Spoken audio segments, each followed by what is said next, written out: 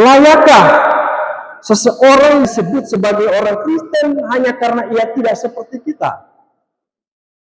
Hanya karena dia berbeda dari kita. Mungkin cara berpakaiannya berbeda, mungkin gaya ibadahnya tidak biasa, ataukah mungkin ia berasal dari latar belakang yang tidak kita kenal. Layakkah dia disebut orang Kristen? Nah, Bapak Ibu saudara-saudara yang dikasihi dan diberkati oleh Tuhan, itulah kondisi yang terjadi sebetulnya. Kondisi yang terjadi sebetulnya di dalam Kisah Para Rasul pasal 15 dalam bacaan kita di malam hari ini. Pada waktu itu, saudara-saudara, gereja mula-mula sedang mengalami pertumbuhan yang pesat, perkembangan yang sangat pesat. Perkembangan itu bukan hanya terjadi dari orang-orang Yahudi, tetapi perkembangan itu juga terjadi dari orang-orang non-Yahudi atau bangsa-bangsa lain. Namun saat Injil mulai meluas pada waktu itu, muncullah pertanyaan yang sangat serius di kalangan orang Yahudi dan orang-orang yang percaya dari non-Yahudi atau bangsa-bangsa lain. Muncul pertanyaan di situ. Pertanyaannya adalah, apakah orang-orang non-Yahudi perlu mengikuti hukum Taurat dulu, khususnya dalam hal ini disunat terlebih dahulu supaya ia memperoleh atau mendapat keselamatan? Ini pertanyaan yang cukup serius. Apakah orang-orang non-Yahudi, apakah orang-orang bangsa-bangsa lain itu perlu mengikuti tatanan aturan hukum Taurat dulu, perlu mengikuti tradisi Yahudi yaitu sunat dulu, baru dia bisa diselamatkan? Apakah syarat keselamatan harus mengikuti tradisi Yahudi terlebih dahulu? Nah, Bapak Ibu saudara-saudara yang dikasihi dan diberkati oleh Tuhan, pertanyaan ini tentu saja bukan hanya soal tradisi, bukan hanya soal budaya, tetapi pertanyaan ini sesungguhnya menyentuh inti Injil itu sendiri, yakni bagaimana sebenarnya manusia itu diselamatkan. Perlu mengikuti tahapan tradisi dulu, baru dia bisa diselamatkan, atau seperti apa manusia bisa diselamatkan? Nah, Bapak Ibu saudara-saudara yang dikasihi dan diberkati oleh Tuhan, hari ini kita belajar dari Kisah Para Rasul pasal 15 tentang bagaimana kasih karunia Allah bukan hanya menyelamatkan, tetapi juga menyatukan. Orang-orang Yahudi yang percaya kepada Kristus dan orang-orang non-Yahudi yang juga percaya kepada Kristus disatukan di dalam kasih karunia oleh Allah itu sendiri.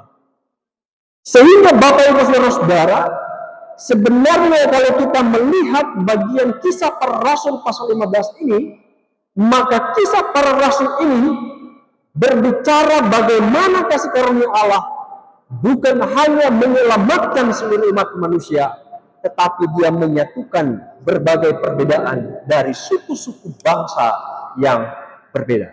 Itulah Injil keselamatan. Sidang di Yerusalem sebagai bacaan kita di saat ini mempertegas bahwa Injil tidak eksklusif. Injil tidak eksklusif hanya untuk orang Yahudi saja. Karena keselamatan itu tersedia untuk semua orang, bukan hanya untuk orang Yahudi saja. Keselamatan itu untuk semua orang, tanpa harus menjadi orang Yahudi terlebih dahulu.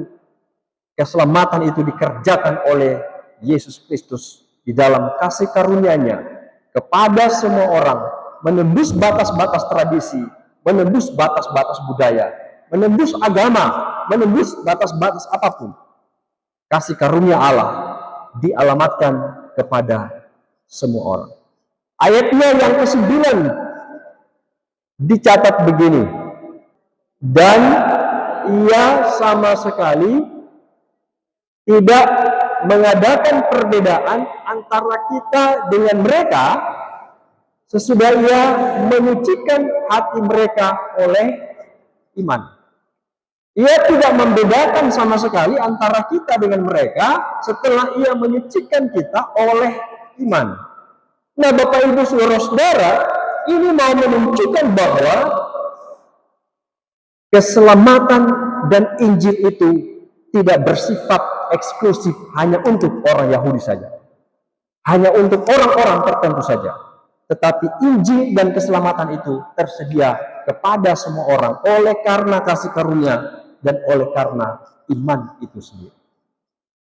Di sini dapat kita pahami bahwa yang harus dibangun adalah kesatuan di dalam Injil. Satu di dalam Injil. Orang semua satu di dalam Injil. Bukan keseragaman di dalam budaya. Itu yang jauh lebih penting dan menjadi inti di dalam pemberitaan Injil. Bapak Ibu Saudara-saudara yang dikasihi dan diberkati oleh Tuhan.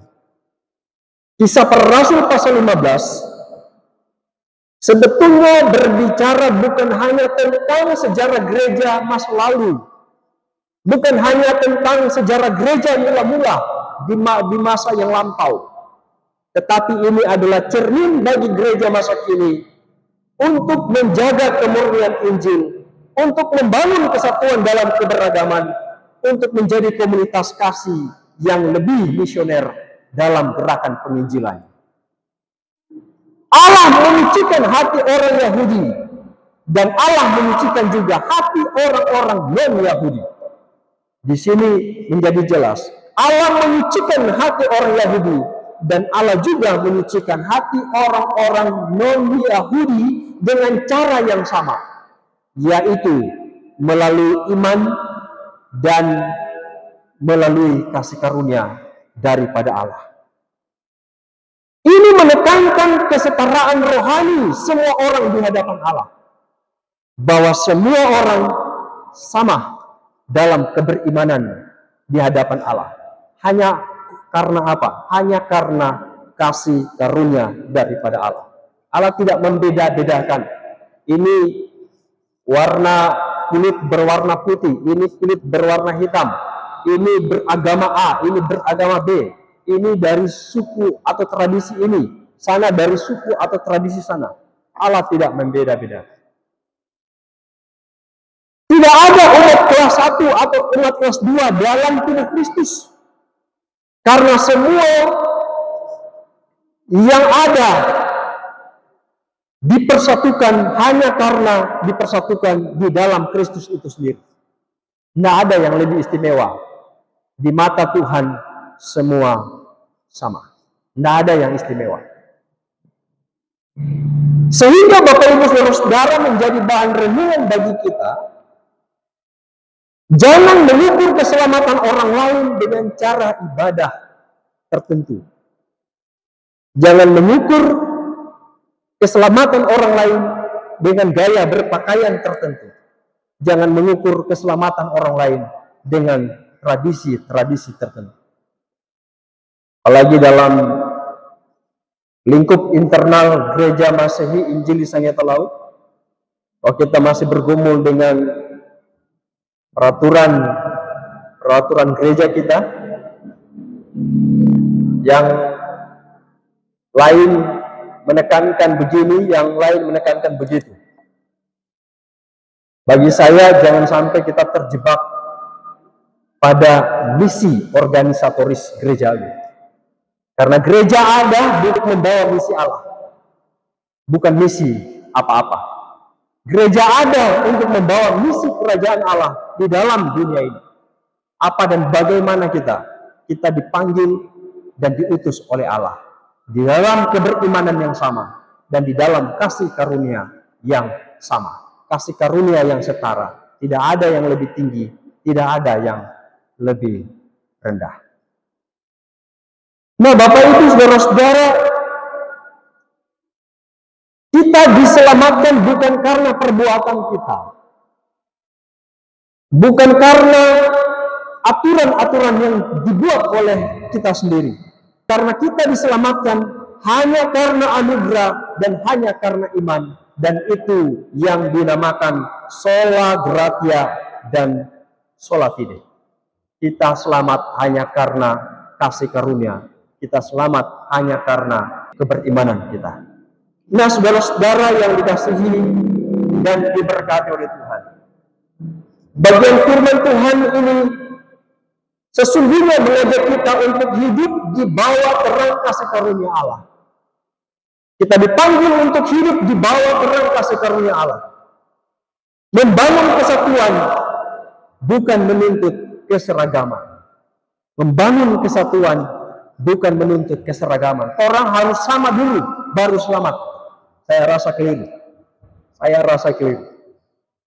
Sampai detik ini Immanuel Keling Balehumara menggunakan nomenklatur Badan Pekerja Majelis Jemaat. Gereja-gereja genis lain menggunakan istilah Majelis Pekerja Jemaat. Ada latar belakang yang kuat yang perlu dipercakapkan secara bersama-sama, seperti konsili sidang yang terjadi di Yerusalem. Mereka berkumpul, mereka berjumpa, mereka bercakap satu dengan yang lain dan tidak mengarah atau bermuara kepada perdebatan yang sangat serius sehingga menghasilkan perpecahan. Tetapi padahal ini orang-orang yang cukup kuat. Farisi yang telah bertobat, orang-orang Yahudi dan orang-orang Yahudi berpegang pada pendapat mereka bahwa orang diselamatkan harus mengikuti tradisi Yahudi dulu baru selamat. Sementara Rasul Paulus dan kawan-kawan yang lain mengatakan bukan karena aturan itu, tetapi karena kasih karunia daripada Allah sendiri, kita semua bisa diselamatkan. Di sini Bapak Ibu Saudara-saudara, dan kita dituntut untuk membangun kesatuan dan setia di dalam misi kerajaan Allah, bukan berpusat pada misi organisatoris. Karena gereja dan kerajaan Allah sesungguhnya dua hal yang sangat berbeda. Secara konseptual, gereja bukan kerajaan Allah, tetapi gereja dipakai Allah sebagai alat untuk membawa kerajaan Allah. Misi yang harus dibawa adalah misi kerajaan Allah.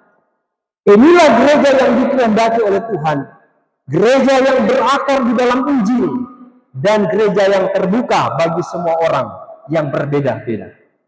Membawa bagian firman Tuhan di malam hari ini, saya teringat walaupun hanya melalui siaran langsung dan postingan-postingan, gerakan perjumpaan jemaat Immanuel Keling Balehumara yang berjumpa dengan jemaah Al-Hidayah Balehumara dalam momen yang sangat berharga, yaitu momen puasa dan momen Paskah.